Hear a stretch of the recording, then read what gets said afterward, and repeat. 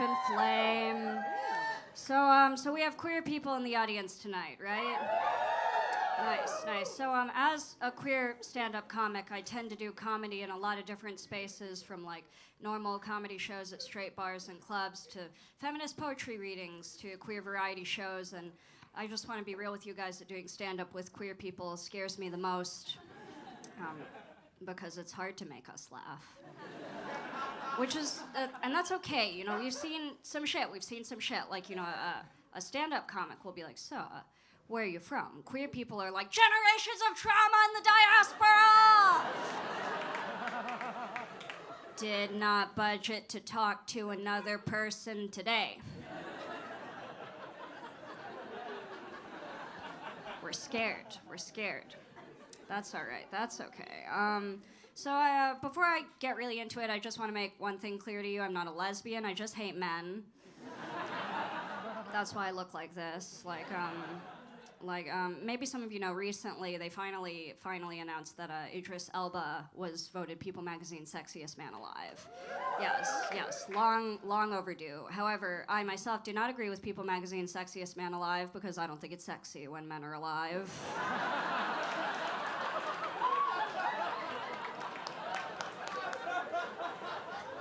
That is my topical humor of the moment.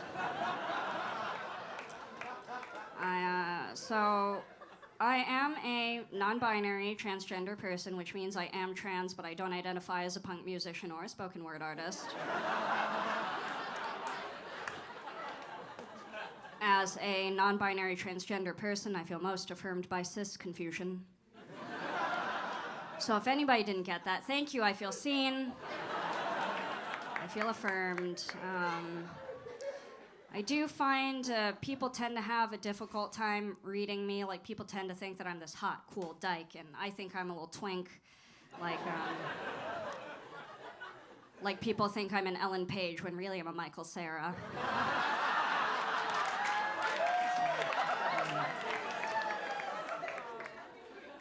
I do live in New York now, but I'm from San Francisco originally.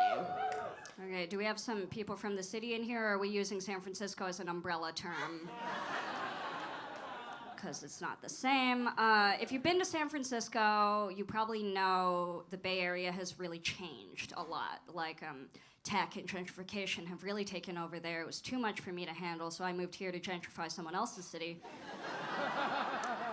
But I do live in Queens, in an Asian neighborhood, yes. And I do find that being a queer Asian American gentrifier in an Asian neighborhood in Queens is a little bit different from being, for example, a non-black gentrifier in a black neighborhood in Brooklyn. Like, when I walk down the street, the locals don't think, oh, everything's changing. They think, whose embarrassing grandchild is this? Go back inside, your family doesn't want you to be seen like this. It's interesting growing up queer in San Francisco. You know, a lot of the time when people see somebody like me, a kind of masculish, assigned female at birth person, they have sort of a narrative that plays that's like, I always played baseball and I was rough and tumble with the boys and I was always covered in mud. I just always had mud all over me. And I always knew I wasn't like the other girls, and that wasn't really what my experience was like. I was extremely good at girlhood. I was wonderful at it. I was like a normal little girl who loved Xena Warrior Princess. Just loved Xena Warrior Princess. My thing that I always thought about her was that I should be her sidekick. I would just ride a small horse. It would be Xena Warrior Princess on her normal size horse, me on a smaller horse next to her. I was like, this will be great. We look the same. We have the same straight across bangs and straight hair. Be awesome. I'll have a little sword. It'll be great. And then as I was going into middle school, you know, I started to see my friends who were girls start to become like young women, and you know, we were changing in gym class, and all of my friends are like starting to wear bras and like grown-up lady underwear, and I was like, okay, great, that's gonna happen for me. All right, my turn. Okay, my turn. My turn. It didn't happen. It didn't really happen for me. I had crushes on boys, though. I had a big crush in middle school on a boy named Sean Bennett. He was beautiful. He was half Japanese and half white. I'm half Japanese and half Chinese. So if we had had a baby, it would have been 3/4 Asian, just enough to tip the scale in our favor. Just enough. He was beautiful. He had beautiful hair. He cried very easily. He was a ballerina. I loved him. When I was in 7th grade, he played the Nutcracker Prince in the San Francisco Ballet, and I actually went to see the Nutcracker Prince at the San Francisco Ballet just to see him. We actually used a hookup we had with the San Francisco Ballet to find out when this exact child was playing the Nutcracker Prince. My mother facilitated all of this. She's very supportive. And so we went to see Sean playing the Nutcracker Prince, and I watched him through these little binoculars, like you know how people have binoculars at the opera to watch it. Mine were just regular binoculars, like for birds. So they were very high definition. And I just watched him. And if you recall, the second act of the Nutcracker, Clara and the Nutcracker Prince just sit on the side of the stage. The whole dancing happens over here. The Nutcracker Prince doesn't do anything, so I just watched for the duration of the show. It was crazy. I loved him. I loved him. We didn't really know each other. We had like one class together, so I didn't get to talk to him a lot. And then one time, I think it was math class, I was like packing up my stuff, and he noticed the book that I had with me, which was, of course, the Da Vinci Code. I was very advanced. I was very advanced for my age.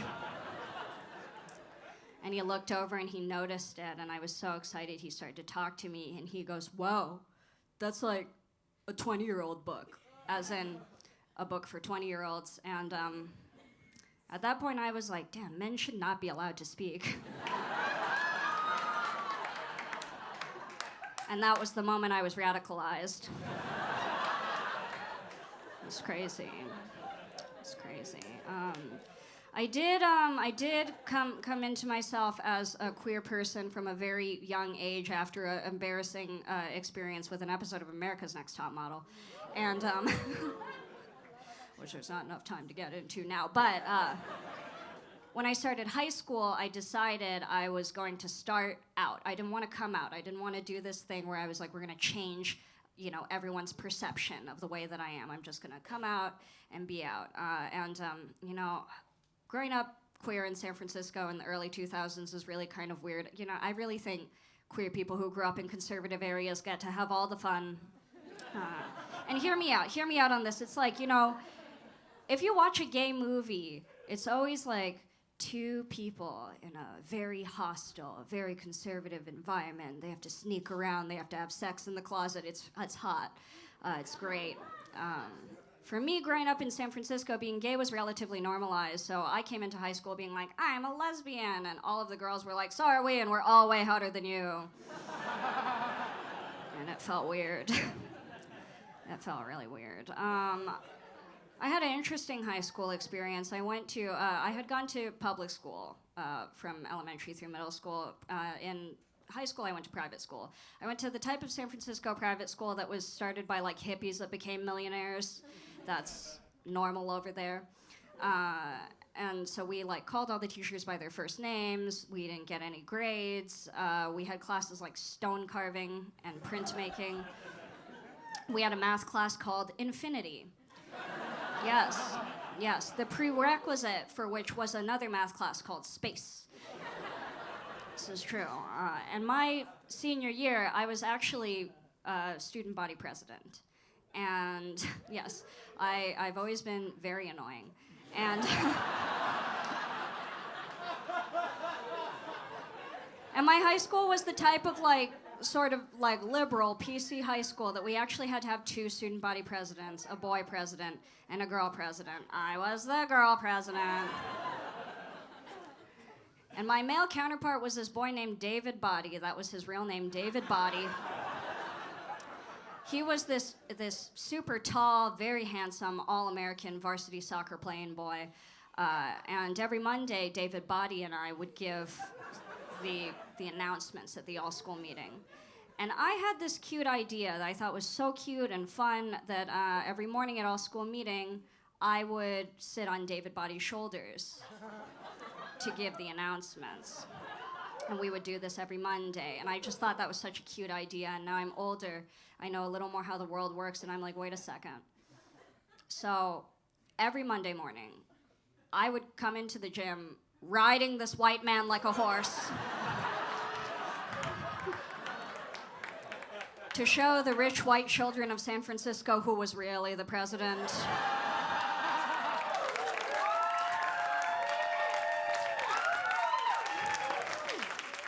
It was me. It was me. I'm going to be blinking in all of those photos.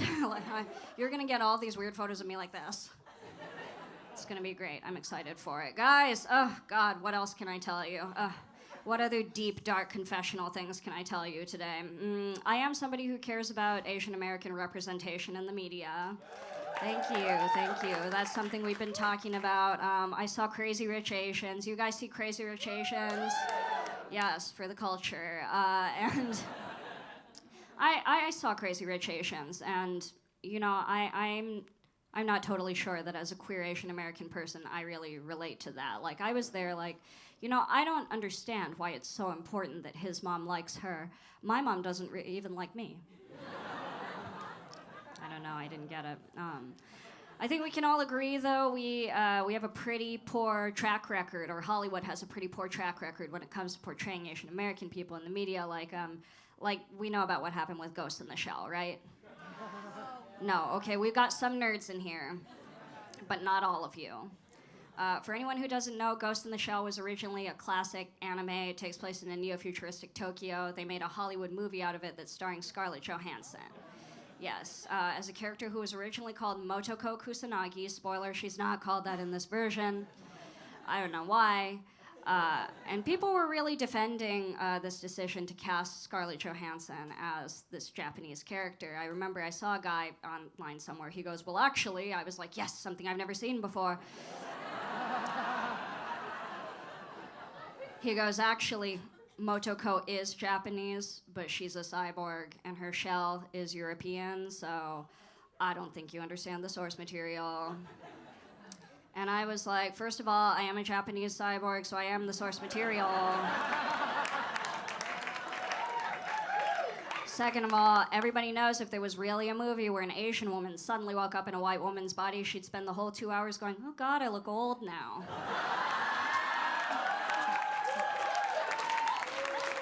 They don't make a face mask for this.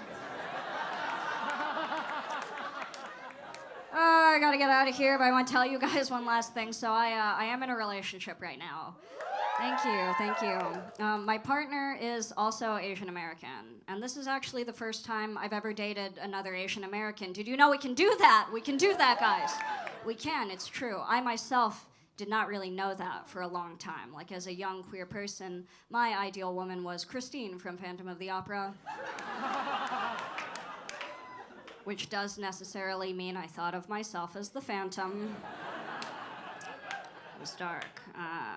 But things are good. Things are going pretty good. Turns out love is love. So, it's just true. It's just true. We've been together almost 2 years. We had our first date. Thank you. We had our first date the day after the inauguration.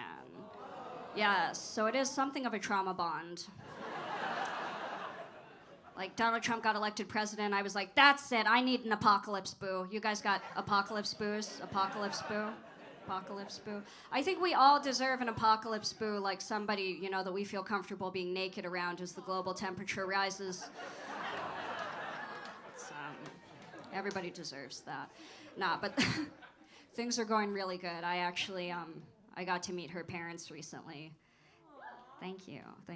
And I was nervous because they're a little on the conservative side. They don't love the whole queer thing. But she has 2 older siblings who are both in long-term relationships with white people. And her last relationship before me was a long-term relationship with a white person. So I walked in and they were like, this is fine. I was like, I'm a comedian. They were like, don't say that. When you are silent and still, you're almost a nice Chinese boy. All right, guys, my name's Jes Tom. Keep it going for your host. You've been amazing.